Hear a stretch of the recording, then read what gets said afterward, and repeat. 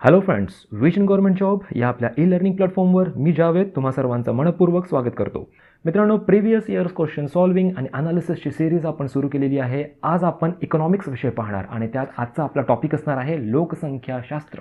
या टॉपिकवर आयोगाने भरपूर वेळा प्रश्न विचारले आहे. आयोग जितके काही एक्झाम्स कंडक्ट करतो त्यामध्ये लोकसंख्येविषयीचे प्रश्न असतातच आणि आयोगाचा लोकसंख्या हा topic one of the most favourite टॉपिकपैकी एक आहे.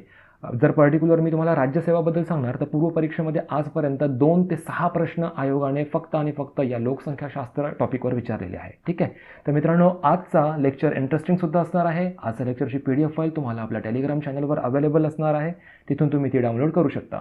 आणि असे विद्यार्थी जे पर्टिक्युलर PSI STI असिस्टंट या एक्झाम्ससाठी प्रिपरेशन करत आहेत तर त्यांच्यासाठी सुद्धा संयुक्त गट ब पूर्व परीक्षेसाठी सुद्धा ॲडमिशन्स ओपन आहेत. या संबंधीची इतर माहिती खाली डिस्क्रिप्शन बॉक्समध्ये अवेलेबल आहे. तिथून तुम्ही ती इतर माहिती घेऊ शकता. तर मित्रांनो, लेक्चरला सुरुवात करू. आजचा विषय इकॉनॉमिक्स आणि टॉपिक आहे लोकसंख्याशास्त्र. आज नेमकं आपण लोकसंख्येबद्दलची संकल्पना आणि नेमकं लोकसंख्या म्हणजे काय असतं याबद्दलची प्रॉपर माहिती घेऊ. काही 1-2 असे सिद्धांत बघू की ज्या शास्त्रज्ञांनी किंवा जे काही सिद्धांत मांडले त्याबद्दल थोडीशी माहिती घेऊ आणि ओव्हरऑल समजण्याचा प्रयत्न करू आपण की नेमकं लोकसंख्या म्हणजे काय असते, लोकसंख्येचे कन्सेप्ट्स काय असतात आणि अशा प्रकारे आजचा आपला प्रवास करू. ठीक आहे. तर मग डायरेक्टच आजचा पहिल्या प्रश्नाकडे वळूया. पहिला प्रश्न आहे, विकसनशील देशांमध्ये लोकसंख्या स्तूप डॅश असतो. पहिला पर्याय आहे अरुंद पाया आणि रुंद माथा. दुसरा पर्याय आहे रुंद पाया आणि रुंद माथा. तिसरा पर्याय रुंद पाया आणि अरुंद माथा आणि चौथा पर्याय आहे अरुंद पाया आणि अरुंद माथा. हा प्रश्न आयोगाने राज्यसेवा पूर्व परीक्षा 2018 विचारलेला होता.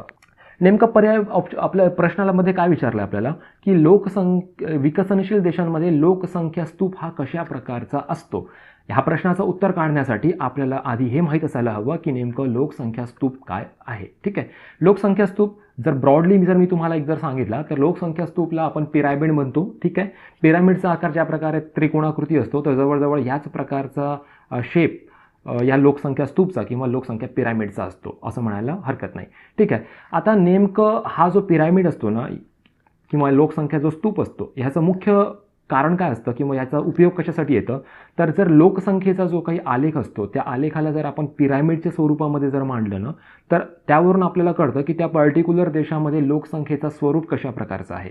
त्या पर्टिक्युलर देशामध्ये लोकसंख्येमध्ये जे काही बदल होत आहे म्हणजेच शिशु अवस्था, बाल अवस्थेतील लोक, तरुण अवस्थेतील लोक, वृद्ध अवस्थेतील लोक, तर ह्या ज्या काही त्यांचं लोकसंख्येमध्ये जे काही बदल होत आहे तर ह्या बदलाविषयी सुद्धा त्यांना कल्पना येतं. आणि महत्त्वाची गोष्ट अशी पण की लिंग अनुपात जे असतं की म्हणजे एखाद्या देशामध्ये किती म्हणजे लोकसंख्या ही स्त्री म्हणजे फिमेल आहे आणि मेल आहे तर या संबंधीचा सुद्धा ओव्हरऑल माहिती आपल्याला जर आपण लोकसंख्येचा आलेख पिरामिड स्वरूपात जर मांडला तर हे सगळे काही चित्र जे आहे ते स्पष्ट होतात. दुसरं महत्त्वाचं पॉईंट म्हणजे जर हा जो स्तूप आहे यावरून आपल्याला कळतं की आज जी काही लोकसंख्या आहे या लोकसंख्येचा अंदाज घेऊन येणाऱ्या काही वर्षांमध्ये त्या पर्टिक्युलर देशातली लोकसंख्या ही कशा प्रकारची असणार म्हणजे त्या येणाऱ्या आगामी वर्षांमध्ये त्या पर्टिक्युलर देशाच्या लोकसंख्येमध्ये तरुण वर्ग जास्त असणार की वृद्ध वर्ग हा जास्त असणार की बाल वर्ग हा जास्त असणार. तर अशा जो आहे एक अंदाज घेता येतो आणि त्यासाठी हा पिरामिड जो आहे तो खूप महत्त्वाचा ठरतो. ठीक आहे. तर ही झाली माहिती की पिरामिड हा नेमकं कशासाठी वापरला जातो. Clear point. आता महत्त्वाचं म्हणजे समजून घ्या, आता आपण पिरामिड म्हणतो तर ऑब्व्हियस पिरामिडचा काही बेस असतो. जर आपण एखादा घर वगैरे जरी बांधत आहोत, एखादा स्तूप जर आपण बांधत आहोत तर त्याचा फाउंडेशन मजबूत असायला हवं आणि त्या मजबूत अशा फाउंडेशनवर मग एक इमारत जी आहे ती सगळी इमारत ही उभी राहते. त्याचप्रकारे हा पिरामिड सुद्धा आहे. या पिरामिडचा जो बेस आहे ना हा बेस त्रिकोणाकृती असल्यामुळे बेस हा मोठा आहे आणि मग हा पिरामिड जो आहे वरच्या दिशेने मग हा निमुळता होत जातो. तर बेस हा कधीच स्ट्रॉंग असणार आहे ज्यावेळी याला सांभाळणारा म्हणजे हा जो पिरामिड रूपी जी काही इमारत आहे याला सांभाळणारी नीव जर मजबूत असेल तर. आणि मजबूत नीव कधी असणार जर ह्या पिरामिडच्या बेसमध्ये जर तरुण वर्गाचा जर समावेश केला तरच हा जो पिरामिड आहे हा साबूत राहणार. कारण तरुण वर्गामध्ये जोश असतं ना. तरुण वर्ग हा काम करणारा वर्ग असतो, हा कष्ट करणारा वर्ग असतो हा आपल्या देशाची इकॉनॉमी वाढवणारा वर्ग असतो.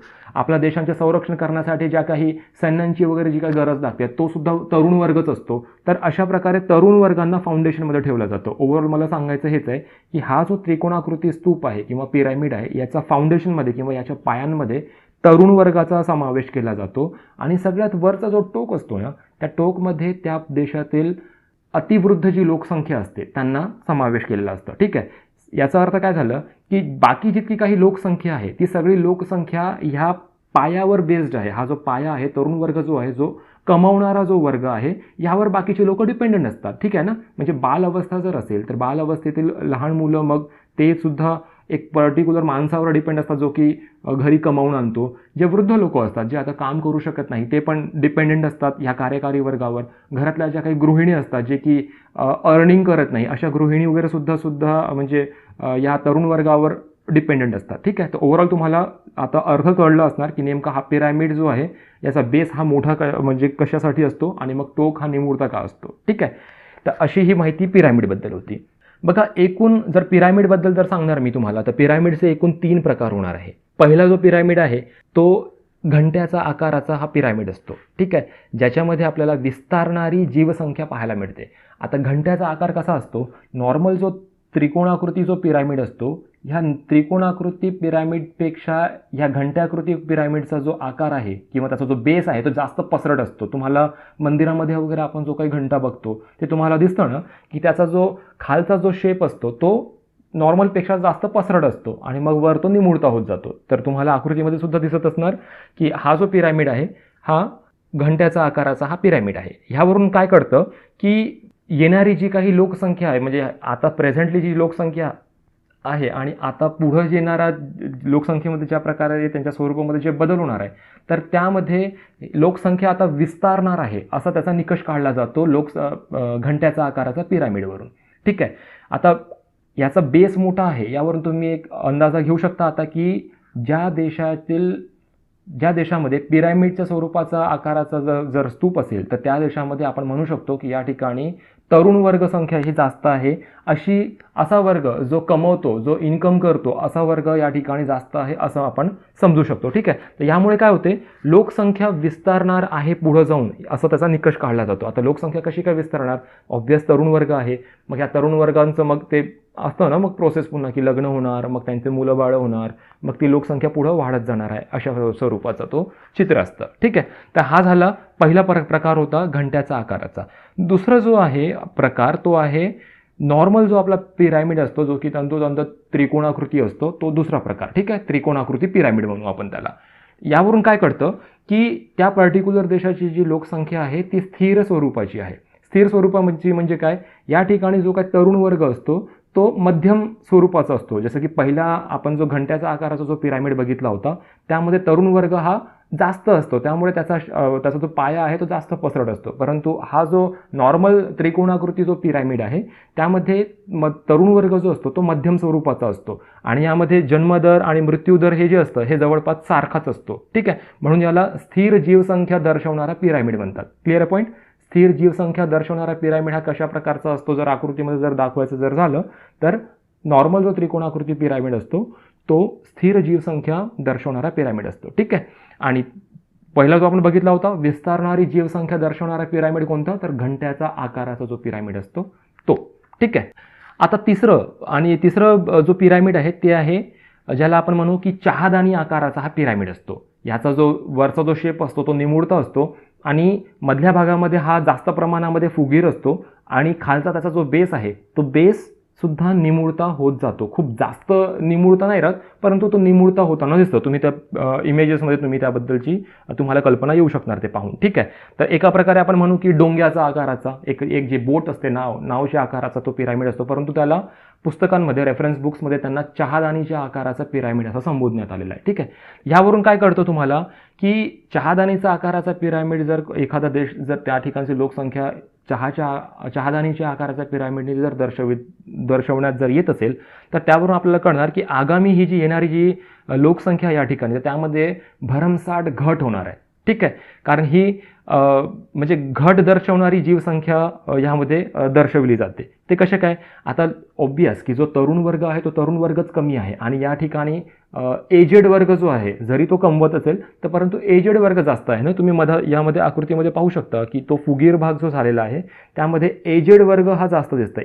एकदम पायाशी जो असतो तो तरुण वर्ग असतो आणि मग हळूहळू जो आहे तो एज वाढत जाते आणि त्यानुसार मग या पिरामिडमध्ये त्यांचा स्थान सुद्धा चेंज होत जातो. ठीक आहे, तर ह्यामुळे काय होणार की जसं की एक एक्झाम्पल जर तुम्हाला द्यायचं झालं तर जपान आणि जर्मन हे जे देश आहेत ना, ह्या देशांना आता ही समस्या भेडसावत आहे की येणारी जी काही आगामी वर्षांमध्ये यांच्या लोकसंख्येमध्ये जे भरमसाठ घट होणार आहे. कारण या ठिकाणी तरुण वर्ग खूप कमी प्रमाणात शिल्लक राहिलेला आहे आणि आपण म्हणतो ना की मध्यम वयाचे जे लोक असतात जे की 35+ किंवा 40+ जे असतात, तर ह्या लोकांची लोकसंख्या त्या ठिकाणी जास्त होत आहे. तर त्यामुळे त्यांना चिंतेचा प्रश्न आहे. जसं की आपण राबवतो ना, योजना वगैरे राबवली होती आपण की हम दो हमारे दो, किंवा आता आपण म्हणतो की एकच बच्चू असायला हवं या टाईपचं वगैरे.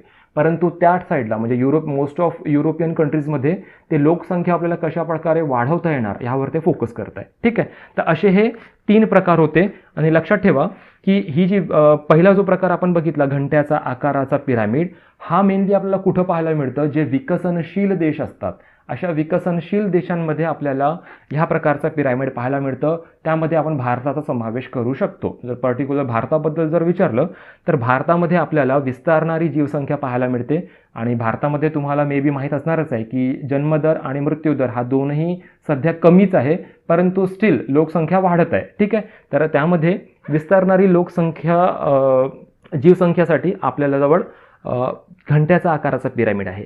एक पुन्हा गोष्ट सांगू इच्छितो, जसं की तुम्हाला माहिती आहे ना की आता आपले माननीय पंतप्रधान श्री नरेंद्र मोदी हे काय म्हणतात की आपल्याला आत्मनिर्भर भारत बनवायचं आहे. तर आत्मनिर्भर भारत बनवण्यासाठी ते हिंट कोणती देतात? ते काय म्हणतात की आपल्याजवळ इतका मोठा युवा वर्ग आहे की हा जर युवा वर्ग जर जागरूक झाला आणि त्यांना जर आपण योग्य प्रकारे जर दिशा दाखवली तर मग आपल्या देशाच्या उन्नतीमध्ये हा जो वर्ग आहे तरुण वर्ग याचा खूप मोठा वाटा असणार आहे. ठीक आहे, तर म्हणून सुद्धा मे बी ह्या वाक्यावरून सुद्धा आयोग येणाऱ्या एक्झाम्समध्ये याबद्दल प्रश्न विचारू शकतो की भारतामध्ये कुठल्या प्रकारची लोकसंख्या आहे, त्याला आपण कोणत्या पिरामिडमध्ये त्याला आपण त्याप्रमाणे त्याला एक्सप्लेन करू शकतो.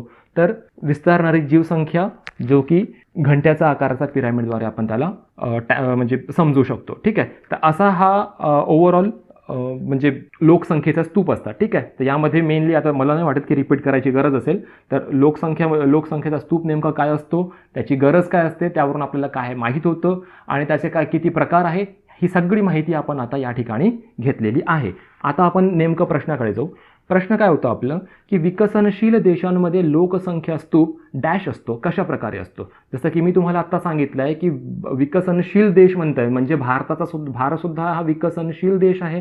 तर भारताचा या म्हणजे कंडिशनवरून तुम्ही आता यांचा उत्तर देण्याचा प्रयत्न करा. तर भारताचा जर आपण विचार केला तर आता भारताला जर एखाद्या पिरामिडमध्ये जर आपल्याला फिट करायचं आहे तर की बा कोणतं पिरामिड भारतासाठी सुटेबल असेल, तर बघूया. अरुंद पाया आणि रुंद माथा असं असणार आहे का? नाही. अरुंद पाया आणि रुंद माथा जर असेल तर याचा अर्थ काय होणार की अगदी नाहीच्या बरोबरीमध्ये तरुण लोकसंख्या त्या ठिकाणी आहे पर्टिक्युलर देशामध्ये आणि जी अतिवृद्ध जी लोकसंख्या आहे ती भरमसाठ आहे आणि असं होणं जवळजवळ तरी अशक्यच आहे. ठीक आहे, त्यामुळे अविधान तर चुकतो. तुम्हाला समजत आहे ना नेमकं मी तुम्हाला काय सांगण्याचा प्रयत्न करत आहोत? ठीक आहे, दुसरं पर्याय बघा, रुंद पाया आणि रुंद माथा. म्हणजे रुंद पाया आणि रुंद माथा जर झाला तर मग तो जो आपण जो पिरामिडचा गोष्ट करतो तर ती पिरामिड राहणारच नाही. तो काय बनणार? एक आयताकृती किंवा चौकोनाकृती एखादी आकृती बनणार. ठीक आहे ना, परंतु या ठिकाणी स्तूप आणि त्या स्तूप म्हणजेच कोणता स्तूप? पिरामिड, त्रिकोणाकृती आकाराचा. त्यामुळे दुसरा पर्याय सुद्धा चुकतो. तिसरा पर्याय रुंद पाया आणि अरुंद माथा. तर हो, हा विधान या ठिकाणी लागू आपल्याला पडू शकतो की रुंद पाया आणि अरुंद माथा ज्याला आपण म्हणू शकतो की विकसनशील देशांमध्ये ह्या प्रकारची लोकसंख्या आपल्याला पाहायला मिळते, ज्याचा अर्थ की त्या ठिकाणी तरुण लोकसंख्या ही जास्त असते आणि मग वृद्ध लोकसंख्या ही कमी होत जाते. ठीक आहे, चौथं विधान होतं अरुंद पाया आणि अरुंद माथा. अरुंद पाया आणि अरुंद माथा जर असेल तर इमॅजिन करा ती आकृती कशी बनणार? एक सरळ रेषा बनणार ती. ठीक आहे, तर हा सुद्धा त्याचा उत्तर होणार नाही. तर पर्याय क्रमांक 3 हा या प्रश्नाचा उत्तर आहे. मी आशा करतो तुम्हाला हा पॉईंट समजला असणार. थोडंसं समजण्यासाठी अवघड असेल मे बी, परंतु जर तुम्ही 2-3 वेळा जर या लेक्चरला जर ऐकणार, रिपीट करून जर तुम्ही हा पॉईंट जर पुन्हा जर ऐकणार तर आय एम शुअर की तुम्हाला समजणार की नेमकं मला काय सांगायचं होतं, आणि एकदा जर तुम्हाला समजलं तर पुन्हा तुम्ही कधी विसरणार नाही. ठीक आहे. ओके, पाहूया पुढचा प्रश्न. खालील पर्यायातून माल्थसचा लोकसंख्येचा सापळा ज्याच्याशी संबंधित आहे तो पर्याय निवडा. ओके, हा प्रश्न 2014 मध्ये राज्यसेवा पूर्व परीक्षेमध्ये विचारण्यात आलेला होता. पहिला पर्याय लोकसंख्या वाढ आणि सकारात्मक नियंत्रण. दुसरं आहे लोकसंख्या वाढ आणि प्रतिबंधात्मक नियंत्रण. तिसरं विधान लोकसंख्या वाढ आणि विकास. आणि चौथा आहे लोकसंख्या वाढ आणि जनन क्षमता. ओके, हा प्रश्न समजण्यासाठी माल्थसचा लोकसंख्येचा सापळा काय होतं हे सुद्धा माहीत असणं आवश्यक आहे. ठीक आहे, तर चला मग समजून घेऊ की माल्थसचा लोकसंख्येचा सिद्धांत काय होता. ओके, माल्थसनी एक ग्रंथ लिहिला होता, एक निबंध लिहिला होता, निबंधरूपी एक ग्रंथ लिहिला होता. त्याचं नाव होतं essay on principle of population. महत्त्वाचा पॉईंट आहे, लक्षात ठेवू शकता. ठीक आहे, essay on principle of population कोणी लिहिला? माल्थसनी. आणि बघा, दोन असे शास्त्रज्ञ आहे लोकसंख्येविषयीमध्ये ज्यांचं नाव प्रकर्षाने घेतलं जातं. ठीक आहे, एक तर माल्थस, ज्यांनी लोकसंख्येचा सिद्धांत मांडला होता किंवा लोकसंख्येचा सापळा त्यांनी मांडला होता माल्थसनी. आणि एक आहे लोकसंख्या संक्रमणाचा सिद्धांत कोणी मांडला होता, असा सुद्धा एकदा प्रश्न विचारण्यात आलेला आहे. तर लोकसंख्या संक्रमणाचा सिद्धांत मांडला होता फ्रँक नॉटेस्टाईननी.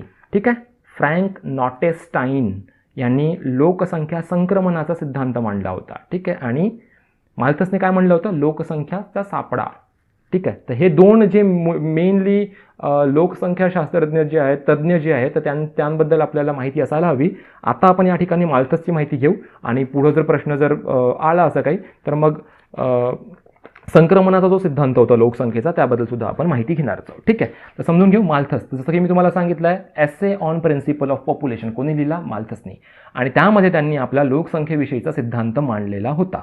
माल्थस काय म्हणतो की लोकसंख्येची जी वाढ आहे ती जॉमेट्रिक प्रोग्रेशन असतो. ठीक आहे, जॉमेट्रिक प्रोग्रेशन म्हणजे काय? भूमितीय स्वरूपामध्ये ह्या लोकसंख्येमध्ये वाढ होत असते. आता आपण जो पहिल्या प्रश्नामध्ये आपण जो स्तूप बघितला, जो पिरामिड बघितला, तो जिओमेट्री आकाराचा होता. जिओग्राफी नाही, तो जिओमेट्रिक आकाराचा होता. म्हणजेच त्याला आपण भूमितीय स्वरूपामध्ये मांडला होता ना. तर यावरून तुम्हाला कळणार की हा सिद्धांत सुद्धा कोणी मांडला होता? माल्थसनी मांडला होता की लोकसंख्येची जी वाढ आहे ती आपण म्हणजे जिओमेट्रिक पद्धतीने होत असते. क्लिअर आहे पॉईंट? ओके, दुसरं तो काय म्हणतो माल्थस की संसाधनांमध्ये जी वाढ होते ती संसाधनांमध्ये वाढ ही गणितीय पद्धतीने म्हणजेच अरिथमॅटिक प्रोग्रेशन असतं. ते कशा प्रकारे? बघा, कुठलाही जर देश असेल त्या देशामध्ये संसाधने जी असतात ते लिमिटेड असतात. ठीक आहे, संसाधने लिमिटेड असतात आणि जर लोकसंख्या जर वाढत असेल तर मग ही जी संसाधने असतात ही संसाधने अपुरी पडू लागतात. म्हणजेच काय? म्हणजे त्याचं काय म्हणू आपण? व्यस्त प्रमाण होतंय. लोकसंख्येमध्ये वाढ तर संसाधनांमध्ये कमी, आणि लोकसंख्येमध्ये घट तर संसाधने म्हणजे सफिशियंट होऊ शकतात. म्हणजे तिथं व्यस्त प्रमाण दिसतंय ना तुम्हाला. ठीक आहे, तर व्यस्त प्रमाण हे कशामध्ये असतो? गणितामध्ये असतो. म्हणून माल्थस काय म्हणतो की संसाधनांमध्ये जी वाढ होत असते ही गणितीय स्वरूपाची असते. म्हणजे त्याला इंग्लिशमध्ये आपण अरिथमॅटिक प्रोग्रेशन म्हणू.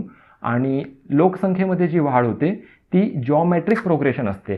तुम्हाला नेमकं कळत असणार की मला काय सांगायचं आहे. ठीक आहे, तर हा सिद्धांत अरिथमॅटिक आणि जिओमेट्रिक हे समजून घ्या, खूप महत्त्वाचं आहे. मे बी यावर प्रश्न आयोग विचारू शकतो. ठीक आहे, आता संसाधनांचं कसं असतं ना की जसं की मी तुम्हाला सांगितलं आहे की संसाधने ही लिमिटेड असतात आणि जर लोकसंख्या जर वाढली तर मग त्यांच्या ज्या काही गरजा असतात, म्हणजे फॉर एक्झाम्पल की एखाद्या ठिकाणी फक्त म्हणजे एक रूम आहे, त्या रूममध्ये फक्त जर 10 ॲपल ठेवलेले आहे आणि 10 लोक आहे तर त्यांना ते ॲपल सफिशियंट होणार, प्रत्येकाला एक ॲपल मिळणार. आता काय झालं की त्याच रूममध्ये 15 लोक आली परंतु ॲपल जे 10 होते ते 10 झाले. मग आता काय होणार? काही जणांना ॲपल ते मिळणार, काहींना नाही मिळणार. काही लोक काय करणार की त्यांचं पोट म्हणजे त्यांना पूर्ण एक ॲपल मिळणार आणि काही लोकांना मग ते शेअर करावं लागणार. तर अशी परिस्थिती निर्माण होतं की ज्यामध्ये कोणाचाच व्यवस्थितपणे भला होऊ शकत नाही. ठीक आहे ना.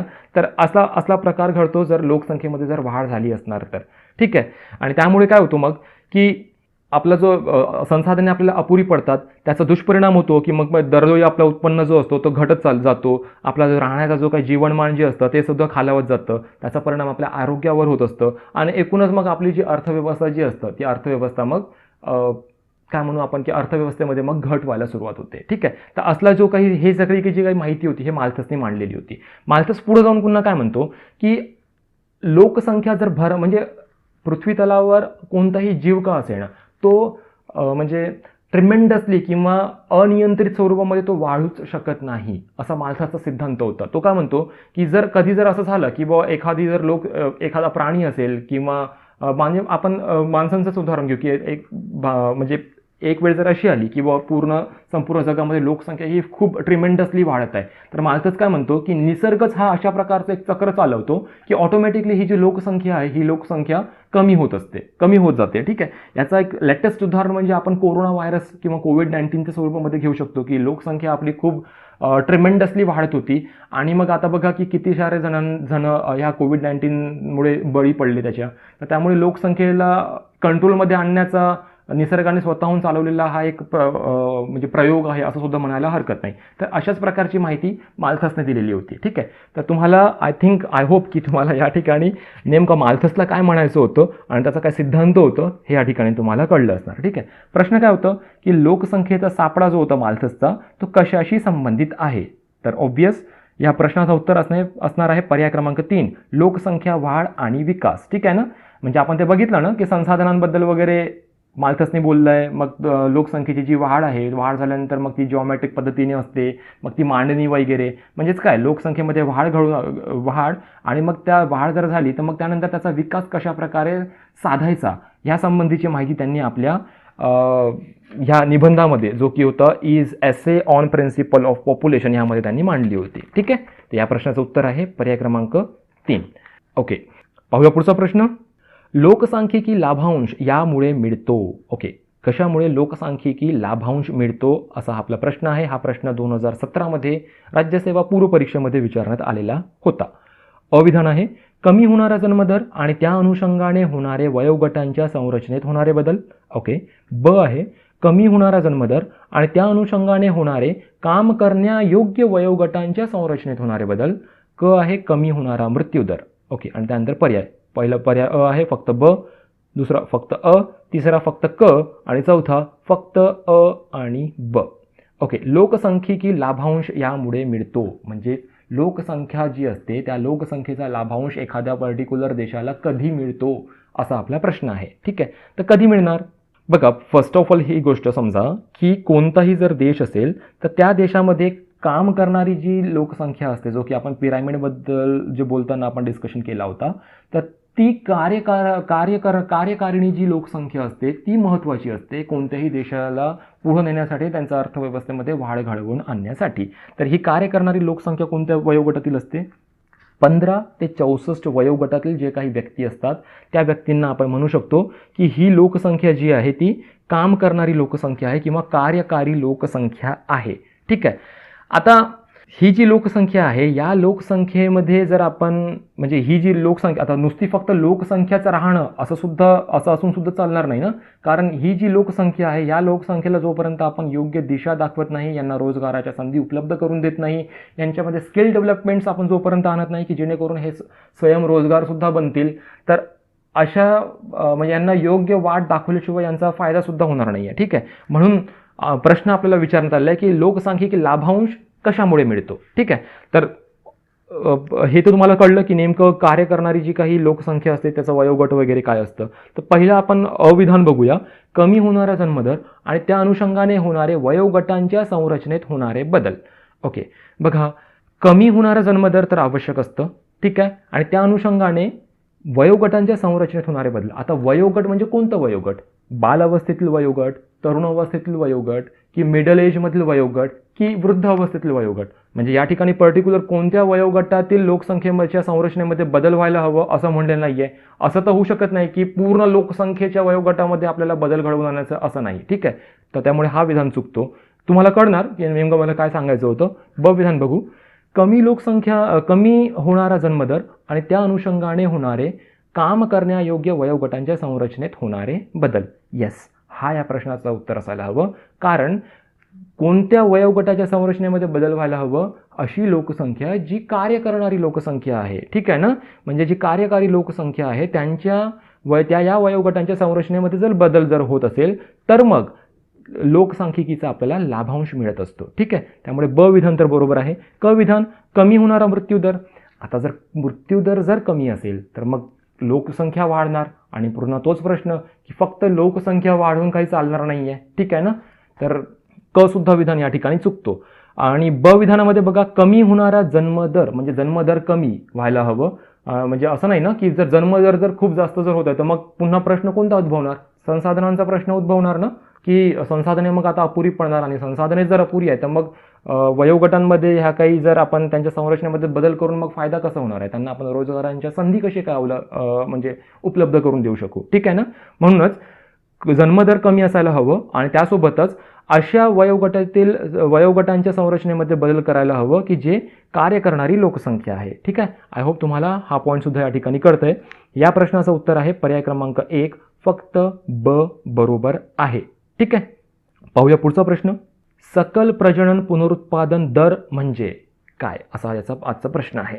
सकल प्रजनन किंवा पुनरुत्पादन दर म्हणजे काय. पहिला पर्याय लग्नापासून स्त्रीने जन्म दिलेली एकूण बालके. दुसरा पर्याय एका वर्षात जन्मलेली बालके वजा मृत बालके. तिसरा पर्याय जन्मदर वजा मृत्यूदर. आणि चौथा पर्याय स्त्रीच्या संपूर्ण जीवनकाळात जिवंत प्रसूती झालेली नवजात अर्भके. ओके.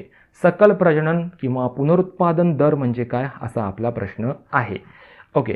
तर फर्स्ट ऑफ ऑल तुम्हाला या प्रश्नाचं उत्तर सांगतो. बघा पर्याय क्रमांक 4 हा या प्रश्नाचं उत्तर आहे. आयोगाने 2015 मध्ये हा प्रश्न विचारला होता. पर्याय क्रमांक 4 काय म्हणतो की स्त्रीच्या संपूर्ण जीवनकाळात जिवंत प्रसूती झालेले नवजात अर्भके म्हणजेच सकल प्रजनन किंवा पुनरुत्पादन दर होत असते. ठीक आहे. ते कशा प्रकारे ते बघूया.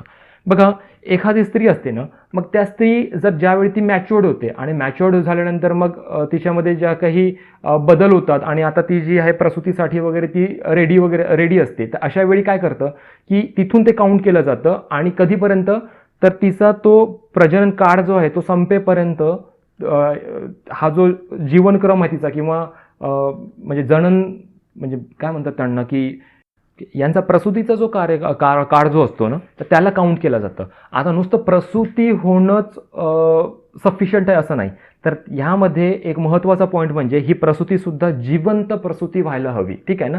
आपण म्हणतो ना की बालमर्ततेचे प्रमाण वगैरे सुद्धा खूप वाढत आहे. जसं की आपण मिलेनियम डेव्हलपमेंट गोलमध्ये आपण बघितला होता की 2/3 म्हणजे 2/3 आपल्याला जे आहे संपूर्ण जगामधून जे आहे बालमर्ततेचे प्रमाण ते कमी करायचे होते. ठीक आहे ना. तुम्हाला मे बी जर आठवत असणार यापुढे आपण जेव्हा ते घेतला होता, तर हे असं नाही की प्रसूती होत आहे आणि त्याला आपण काउंट करतोय की सकल प्रजननमध्ये, असं नाही. जिवंत प्रसूती व्हायला हवी आणि तो बाळ पुढं जगायला सुद्धा हवं. ठीक आहे ना. तर अशी ही सकल प्रजनन किंवा पुनरुत्पादन दर असतो.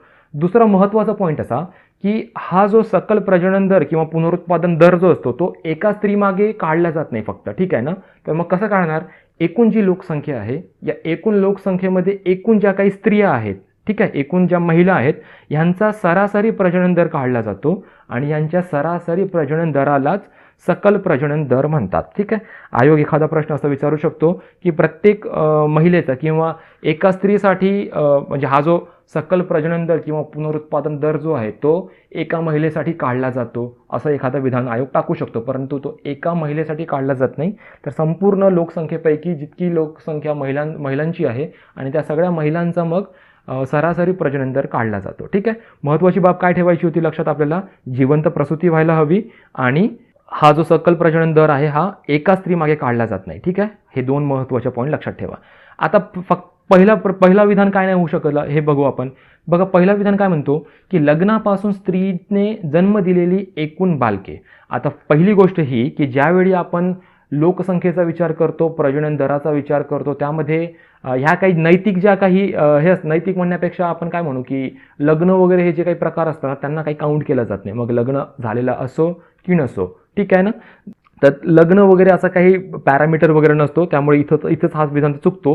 तरी पुढे बघा, स्त्रीने जन्म दिलेली एकूण बालके. आता एकूण बालकांमध्ये जिवंत बालकांचा सुद्धा समावेश होतो किंवा काही बालके असे असतात ना की ते जन्मताच जे आहे ते मरतात, तर मग अशा बालकांचा सुद्धा समावेश होतो. तर सगळ्याच बालकांचा किंवा एकूण बालकांचा समावेश होतो असं जर विधान असेल तर तो चुकतो, कारण जिवंत बालकांचा समावेश होतो असं त्याच्यामध्ये उल्लेख असायला हवा. दुसरं काय म्हणतात की एका वर्षात जन्मलेली बालके वजा मृत बालके. नाही, फक्त एका वर्षाबद्दलचं नाही आहे, तर एखाद्या स्त्रीच्या संपूर्ण जनन काळाचा विचार केला जात आहे त्याच्यामध्ये, ठीक आहे. पर्टिक्युलर काही एका वर्षाचा वगैरे विचार केला जात नाही, त्यामुळे दुसरं विधान सुद्धा चुकलेला होता. जन्मदर वजा मृत्यूदर असं काही नाही आहे. जन्मदर वजा मृत्यूदर असं काही नाही आहे. आपल्याला फक्त जिवंत प्रजनन दर करायचं असतं. त्यामध्ये जिवंत प्रजनन दरला आपण काउंट करत असतो सकल प्रजनन दरामध्ये, ठीक आहे. त्यामुळे पर्याय क्रमांक 4 हा या प्रश्नाचा उत्तर आहे, ठीक आहे. तर आशा करतो की हा सुद्धा पॉईंट तुम्हाला या ठिकाणी कळला असणार, ठीक आहे. पाहूया पुढचा प्रश्न. लोकसंख्येत घट झाल्यास काय होईल? 2012चा हा प्रश्न आहे.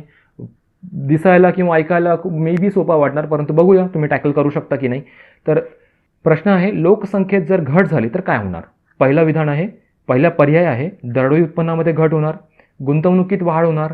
तिसरं विधान आहे, तिसरा पर्याय आहे दरडोई उत्पन्नात वाढ होणार, आणि चौथा पर्याय आहे बचतीत घट होणार. ओके, लोकसंख्येत जर घट झाली तर काय होणार?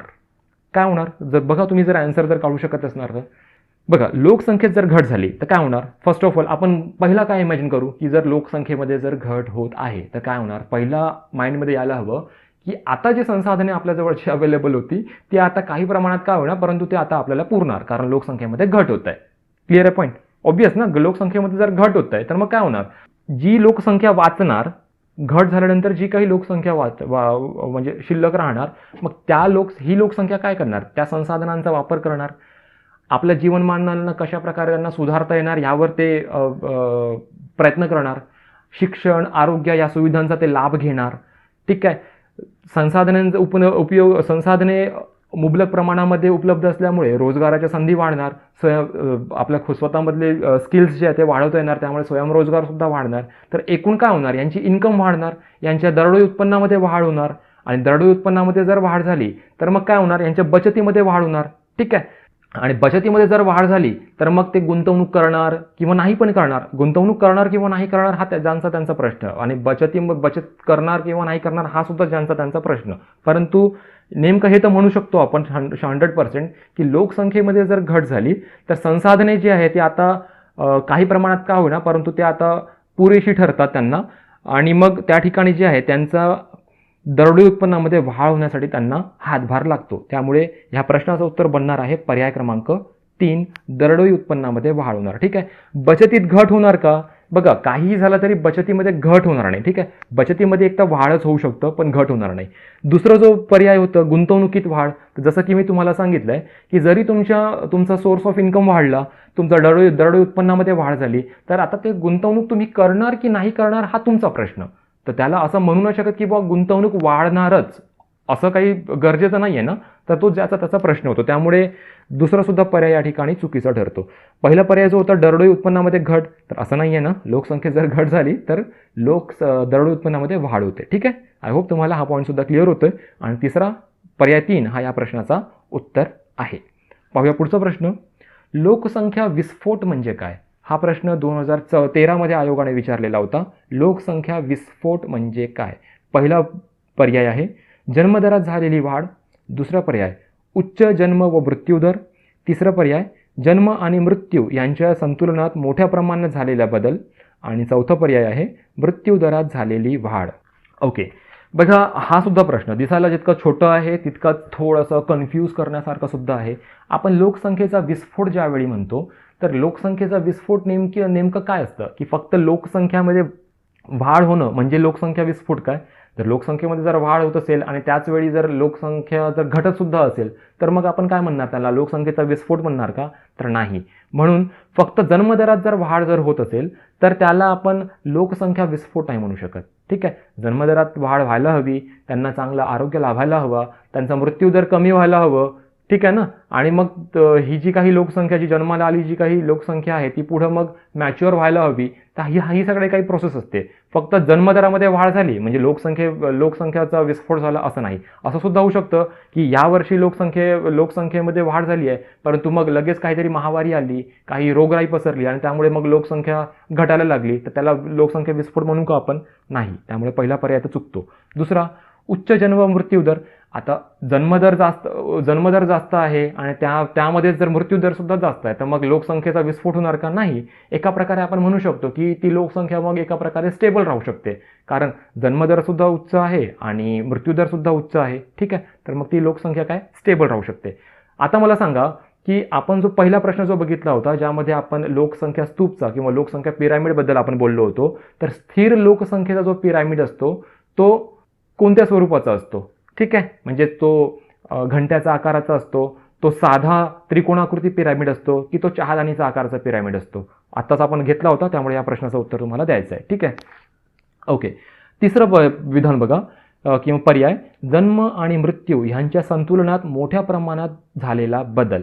ओके, बघा जन्मदर वाढलाय आणि त्या मानाने मृत्यूदर आता कमी आहे. तर आता काय म्हणणार तुम्ही? जन्मदर वाढलाय आणि मृत्यूदर कमी आहे, तर मग आता ह्या सिच्युएशनला आपण म्हणू शकतो की लोकसंख्येमध्ये विस्फोट होत आहे. परंतु ह्यामध्ये सुद्धा हा जो फरक आहे की लोकसंख्येमध्ये वाढ आणि मृत्यूदरामध्ये घट, तर हा सुद्धा जो बदल आहे हा मोठ्या प्रमाणात व्हायला हवं. म्हणजे मोठ्या प्रमाणामध्ये लोकसंख्या वाढायला हवी किंवा प्रजनन दर मोठ्या प्रमाणामध्ये वाढायला हवं आणि त्यांचा कम्पेअरमध्ये मृत्यूदर जो आहे तो खूप कमी असायला हवं, तेव्हा आपण त्याला म्हणू की लोकसंख्या विस्फोट झाला आहे. ठीक आहे, त्यामुळे पर्याय क्रमांक 3 हा या प्रश्नाचा उत्तर बनतो. चौथा पर्याय बघून घेऊ, मृत्यूदरात झालेली वाढ. तर मृत्यूदरात जर वाढ झाली तर लोकसंख्येमध्ये वाढ होणार का? नाही. ठीक आहे, ओके. तुमच्यासाठी पुन्हा एक प्रश्न असा, मला सांगा भारतामध्ये ज्यावेळी म्हणजे असा कोणता दशक आहे ज्यामध्ये लोकसंख्येचा विस्फोट घडून आला होता? ठीक आहे, मी पुन्हा एकदा रिपीट करतो, भारतात असा कोणता दशक आहे की ज्यामध्ये लोकसंख्येचा विस्फोट घडून आला होता? ठीक आहे, प्रश्नाचं उत्तर द्या. ओके, पाहूया पुढचा प्रश्न. जेव्हा लोकसंख्या जास्त वाढते तेव्हा निसर्ग नैसर्गिक आपत्तीद्वारे लोकसंख्या कमी करण्याचा प्रयत्न करतो, असे कोणत्या विचारवंताने आपल्या सिद्धांताद्वारे मांडले आहे? ओके, पर्याय क्रमांक 1 स्वामीनाथन, पर्याय क्रमांक 2 एमिल दर्खिम, पर्याय क्रमांक 3 कार्ल मार्क्स आणि पर्याय क्रमांक 4 माल्थस. मला नाही वाटत की ह्या प्रश्नाचं उत्तर मला द्यायची गरज आहे, कारण आपण चांगल्या प्रकारे मागे कव्हर केलेला होता. ठीक आहे, तरीसुद्धा हा जो प्रश्न आहे हा प्रश्न या प्रश्नाचं उत्तर आहे पर्याय क्रमांक 4 माल्थसचे हे विधान होते.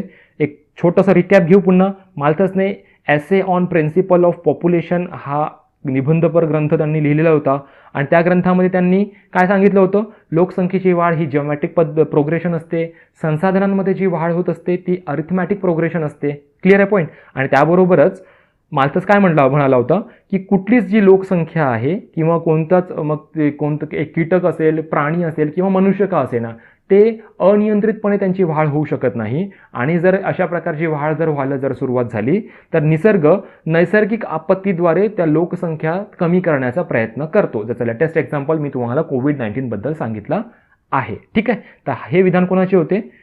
माल्थसचे होते. माल्थस पुढे काय म्हणतो की मानवी समाजाच्या जर अस्तित्वासाठी त्याला अन्न आवश्यक घटक आहे असं माल्थस बोललेला होता, बट ऑब्वियस असणारच आहे. ठीक आहे, पुन्हा माल्थस काय म्हणतो की स्त्री आणि पुरुषांमध्ये लैंगिक आकर्षण हा असतोच आणि यापुढे सुद्धा लैंगिक आकर्षण असणारच. ठीक आहे, हा एक फेमस विधान सुद्धा होतं त्याचा. आयोग असा सुद्धा प्रश्न विचारू शकतो की पुढीलपैकी किंवा खालीलपैकी कोणत्या विचारवंतांनी असं त्यांचं मत मांडलं होतं की स्त्री आणि पुरुषांमध्ये लैंगिक आकर्षण असतेच आणि ते भविष्यातही कायम राहणार. हा विधान कोणाचा होता? तर तो हा विधान सुद्धा माल्थसचा होता. लक्षात तुम्ही ठेवू शकता. ठीक आहे, पर्याय क्रमांक 4 हा या प्रश्नाचा उत्तर आहे. तर मित्रांनो, असे आजचे हे प्रश्न. मी आशा करतो की आजचा हा लेक्चर तुम्हाला आवडला असणार. प्रश्न थोडेसे कन्फ्यूज स्वरूपाचे होते. लोकसंख्या संकल्पना थोडंसं किचकट स्वरूपाचं, म्हणजे किचकट आहे हा भाग. एकदा जर समजला तर मग विसरण्यासारखं याच्यामध्ये काही राहत नाही. ठीक आहे, तर मित्रांनो एक समजून घ्या पुन्हा की आज आपण संकल्पनांबद्दल विचार केला. यासोबतच आपण काही सिद्धांत बघितले, ज्यामध्ये मुख्यतः आपण माल्थसचा लोकसंख्येचा सापळा किंवा माल्थसचा लोकसंख्येचा सिद्धांत बघितला. तर याबद्दल आज आपण माहिती घेतली होती. येणाऱ्या ज्या काही लेक्चर असतील लोकसंख्येवर बेस्ड, तर त्यामध्ये आपण आपली गव्हर्नमेंट जी असते तर गव्हर्नमेंटचे जे काही धोरणं असतात, राष्ट्रीय लोकसंख्या धोरण वगैरे जे असतात त्यांच्यावर तो पोर्शन आपण कव्हर करण्याचा प्रयत्न करू. ठीक आहे, मग शेवटी कोणता पोर्शन उरतो? जे काही फ्रॅक्शनल डाटा असतो ना, जे काही आकडेवारी असते, एखाद्या शहरमध्ये मग किती लोकसंख्या आहे, महाराष्ट्राचा मग म्हणजे स्त्री गुणोत्तर म्हणजे लिंग गुणोत्तर वगैरे काय आहे, हे जे प्रश्न वगैरे जे विचारले जातात, तर मला असं वाटतं की हा जो फ्रॅक्शनल जो काही डेटा असणार आहे ना, ज्यामध्ये आकडेवारी आणि पर्टिक्युलर मग कोणत्या राज्यामध्ये बालगुणोत्तर जास्त आहे, लिंग गुणोत्तर जास्त आहे, तर हा जो प्रकार आहे मला असं वाटतं की हा आपण पोर्शन स्किप करायला हवं, कारण ह्यामध्ये समजवण्यासारखं काही असणार नाही आहे. हे आपल्याला वाचावं लागणार आहे आणि वाचूनच आपण त्याला एका प्रकारे आपल्याला त्याला पाठांतर करावं लागणार आहे ना. तर मला असं वाटतं की आपण ही आकडेवारीला स्किप करायला हवं. म्हणजे स्किप म्हणजे फक्त मी ह्या सिरीजबद्दल बोलतो, ठीक आहे ना. अभ्यासामध्ये तुम्हाला ते पाठांतर करायचंच आहे, ठीक आहे. तर मला असं वाटतं, हा असा माझा विचार आहे. जर कमेंट्स तुम्हाला जर काय वाटतं याबद्दल कमेंट करून कळवा. जर कमेंट जर भरपूर जर असतील की नाही आपल्याला आकडेवारी वगैरे सुद्धा आपण या प्रकारेच घ्यायला हवी, तर मग त्याबद्दल सुद्धा आपल्याला विचार करता येऊ शकतो, ठीक आहे. तर मित्रांनो, आज आपण इथंच थांबू. येणाऱ्या पिरियड्समध्ये लवकरच आपण पुन्हा एक नवीन आणि इंटरेस्टिंग टॉपिकला कव्हर करूया. आणि जाता जाता तुम्हाला पुन्हा एक महत्त्वाची इन्फॉर्मेशन सांगतो. बघा मित्रांनो, प्रॅक्टिस मस्ट असते, प्रॅक्टिस महत्त्वाची असते. पेपर प्रॅक्टिस महत्त्वाचं असतं, क्वेश्चन सॉल्व्ह करणं खूप महत्त्वाचं असतं. त्यासाठी मार्केटमध्ये बुक्स तर अवेलेबल आहेच, परंतु फ्री ऑफ कॉस्टमध्ये तुम्हाला विजन स्टडीचा ॲपसुद्धा मिळत आहे गुगल प्ले स्टोअरवर. तिथून तुम्ही ते डाउनलोड करा. त्यामध्ये तुम्हाला वेगवेगळे रोजचे म्हणजे क्वेश्चन्स असतात, MCQs असतात. त्यामध्ये पेपर प्रॅक्टिससाठी सुद्धा तुम्हाला ऑप्शन्स फ्रीमध्ये दिलेला आहे. तर मग या संधीचा फायदा घ्या ना, आणि लवकरच ते ॲप इन्स्टॉल करा आणि आपल्या अभ्यासांमध्ये गती आणा. तर मित्रांनो, आज आपण इथंच थांबू. लवकरच भेटूया पुढच्या लेक्चरमध्ये. तोपर्यंत जय हिंद, जय भारत, धन्यवाद. विजन स्टडीवर स्टेट बोर्ड, NCERT आणि संदर्भ पुस्तकांवर आधारित क्वालिटी व्हिडिओ लेक्चर्स घेतले जातात. तुम्ही विजन स्टडीच्या सेवेचा लाभ कुठूनही आणि कधीही घेऊ शकता, ज्यामुळे तुमचा शहरात येऊन राहण्यासाठीचा पैसा आणि वेळ दोन्हीही वाचेल. तर वाट कशाची पाहताय? एक उज्ज्वल भविष्य तुमच्या समोर आहे. आम्ही प्रवेश घेतलाय, तुम्हीही घ्या. अधिक माहितीसाठी आजच भेट द्या. Visit www.visionstudy.in. हो, स्वप्न पूर्ण होतात.